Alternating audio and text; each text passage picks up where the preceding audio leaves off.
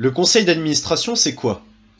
C'est 9 étudiants élus par les Paliens et censés les représenter, un collège de professeurs, des membres de droit, des personnalités extérieures, des invités extérieurs et quelques membres de l'administration, ce qui porte le nombre de sièges au conseil d'administration à 30. Les étudiants élus représentent les élèves au conseil d'administration mais prennent aussi des décisions pour l'IEP. C'est donc le rôle des Paliens d'aller choisir leurs représentants par le biais d'une élection. Et cette année, l'élection c'est le 24 novembre.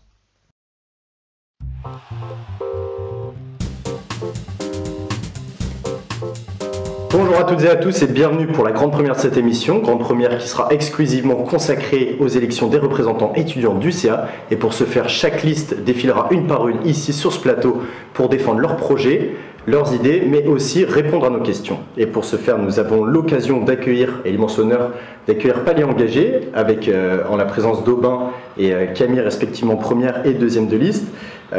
Aubin et Camille, bonjour. Bonjour. Tout d'abord, comment est-ce que vous appréhendez cette campagne? Merci à Sciences Po TV de nous avoir invités. Mais écoute, je pense qu'on appréhende très bien cette campagne. On a une équipe très motivée, des gens sur notre liste qui sont de toutes les promotions qui sont dans les murs de Sciences Po Lille. On a bien travaillé également notre programme, donc je pense que ça va bien se passer. Et donc, brièvement, le CA, ça vous inspire quoi? Donc le CA, en fait, c'est l'organe décisionnel en fait, de l'école. C'est souvent méconnu, je pense, des étudiants, mais les grandes décisions, il y a tout qui joue ici. En fait, il y a beaucoup de choses de la scolarité, de la vie quotidienne des étudiants qui se passent ici. Et on a 9 élus étudiants qui sont au CA, enfin 9 élus étudiants sont au CA, et on pense que de représenter les étudiants au travers de notre liste, au travers de la vision que l'on porte, c'est une chance et c'est pour ça qu'on pense qu'on est là et qu'on se présente aujourd'hui. Alors on parle cette année d'une liste renforcée, plus sûre d'elle-même, qui a désormais accès au dossier. Est-ce qu'il s'agit en fin de l'année de Paliens engagés? Bah, écoute, nous on espère bien. En tout cas, on est vraiment très motivés pour essayer de faire le maximum d'élus cette année. Ça fait un an qu'on bosse sur un projet, une vision, et ça commence à vraiment prendre forme. On a des propositions concrètes à travailler, donc ça devrait marcher. Du coup, rappelons-le, en 2015-2016, Paliens engagés, c'est un seul élu. Aujourd'hui, comment est-ce que vous vous projetez? Sur combien d'élus tablez-vous? Et puis, quels sont vos points forts? Les élus, ce sera aux étudiants de choisir. On a bossé sur un programme, comme on a dit, une vision. C'est un an de travail, c'est pas juste un mois de travail, c'est un an de travail. Un an à apprendre de nos erreurs, à connaître des dossiers, à les maîtriser. C'est souvent des dossiers aussi complexes.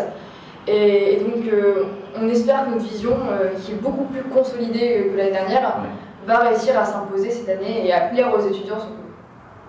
Alors, un des points du bilan que vous nous avez fourni souligne le fait qu'avec une seule élue, il est difficile de mener les projets que vous exposez dans votre programme. Les 5 voix nécessaires pour poser un projet sur la table, à l'heure du jour en tout cas, font cruellement défaut. Est-ce que vous n'en avez pas marre? Quelle solution, quel changement? Est-ce que ce sont les idées de la liste qui déplaisent ou tout simplement un IEP qui penche trop à gauche? Bah, nous, du coup, on ne pense pas, c'est juste que le fait d'avoir un élu, c'est vrai que c'est difficile de peser dans le consensus avec les autres listes. Donc nous, on essaie de donner de la voix, avec un élu, on a essayé de donner de la voix, mettre sur la table nos propositions, rencontrer les personnes dans l'administration qui nous apportaient pour les dossiers qu'on voulait faire avancer. Les étudiants aussi. Et les étudiants aussi, évidemment, les associations, on a essayé de consulter plus de personnes possibles. Et donc oui, on espère qu'il y a plus d'élus, on pourra mieux peser. Le but, ça sera sûrement d'avancer plus vite dans les dossiers. Voilà. C'est le but d'avoir plus d'élus. Alors, une question qui titille un peu tout le monde. Est-ce que Paliens engagés est vraiment une liste de droite ou pas? Et si oui, sur quel point un peu idéologique? C'est une liste apartisane, Paliens engagés, ça fait un an qu'on répète. C'est apartisan, on n'a pas de propositions qui sont plus orientées à gauche ou à droite. On touche vraiment à tous les sujets, que ce soit de la professionnalisation ou bourse étudiante. Et le but, c'est de, justement, on a une vision qui est engagée, clairement, mais elle n'est pas engagée d'une façon partisane. C'est-à-dire qu'on on a consulté les étudiants, on travaille avec eux depuis un an, on travaille avec l'administration aussi depuis un an, depuis qu'on a cette liste, et c'est le fruit d'un an de travail justement, et c'est pas orienté, on ne fait pas nos propositions en fonction de est-ce qu'elles sont à droite ou à gauche, c'est du boulot, c'est le résultat, enfin le fruit d'un boulot. On travaille pour l'intérêt des étudiants. Alors j'aimerais revenir sur un point, un projet de l'année dernière que vous proposiez dans votre programme, celui de la réforme des langues. Vous avez indiqué que vous avez effectué une grande consultation sur Facebook et sur Internet. Pour quel résultat? Donc, oui, en début d'année, on a eu cette fameuse consultation auprès des étudiants qui a très bien marché. On a eu énormément de retours, plusieurs dizaines de réponses. Donc, on a pu rencontrer M. Vecchinic à ce sujet sur la question des langues. Donc, qu'est-ce qui est advenu? C'est que les étudiants voulaient un changement dans les cours de langue. notamment plus de cours en langue étrangère et non cours de langue.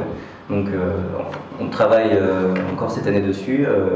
On a contacté M. Benchik à ce sujet au début du mois d'octobre. Et donc on espère avoir des nouvelles d'ici début du mois de décembre. Voilà. Votre liste, c'est toutes les promotions réunies. En quoi ça a de l'importance de réunir à la fois de la première à la 5e année tous les étudiants dans votre liste? Je pense que c'est en accord avec notre vision qu'on a pour l'école. On veut défendre les intérêts des étudiants. Et défendre les intérêts des étudiants, c'est pas seulement ceux des 1A, des 2A ou du cycle master. C'est-à-dire que le but d'avoir tous les étudiants dans notre liste, c'est qu'on ait une liste, je pense, très soudée. On bosse énormément ensemble, on partage énormément ensemble. Le programme, c'est pas moi et Aubin qui l'avons fait, c'est vraiment toute la liste. Toute la liste a mis des idées et justement l'importance d'avoir des étudiants de toutes les promos. À mon avis, ça va se ressentir dans la qualité du programme. C'est le ressenti des gens de toutes les promos, des étudiants de toutes les promos et de leurs camarades, en plus de la consultation, des consultations qu'on fait à part. Donc c'est l'intérêt, je pense, d'avoir une liste aussi éclectique. C'est l'éclecticité du programme. Et en étant en première année, est-ce qu'on peut être élu? Bah oui, tout à fait, justement. On a trois premières années sur notre liste et on espère bien qu'ils seront élus au fur et à mesure de nos démissions, sur mon départ, moi, en stage en janvier et le départ en 3e année de Camille, Emmanuel et Nicolas. Voilà. Et vous, pourquoi le conseil d'administration? Pourquoi personnellement vous engagez sur la liste palier engagé? Ouais, je pense que on est dedans depuis la création. On a participé à la création de la liste. On participe à créer une vision. On a, je pense, autant bossé, c'est pas plus Aubin en tant qu'élu, sur les sujets et les propositions qu'on fait actuellement. Donc lâcher un projet, on trouve ça un peu embêtant quand on s'est vraiment investi pendant déjà une année scolaire entière. On ne peut pas lâcher un projet comme ça, c'est quelque chose où on a continuellement envie d'améliorer, d'approfondir. Je pense que c'est ça. Oui, c'est pas que un engagement personnel, c'est surtout un engagement collectif, c'est une vision à défendre. Et merci encore une fois. Écoutez, merci Camille Aubin d'avoir partagé ce moment avec nous, d'avoir répondu à nos questions. On n'a plus qu'à vous souhaiter bonne chance pour cette campagne et bon courage. Merci. Au revoir.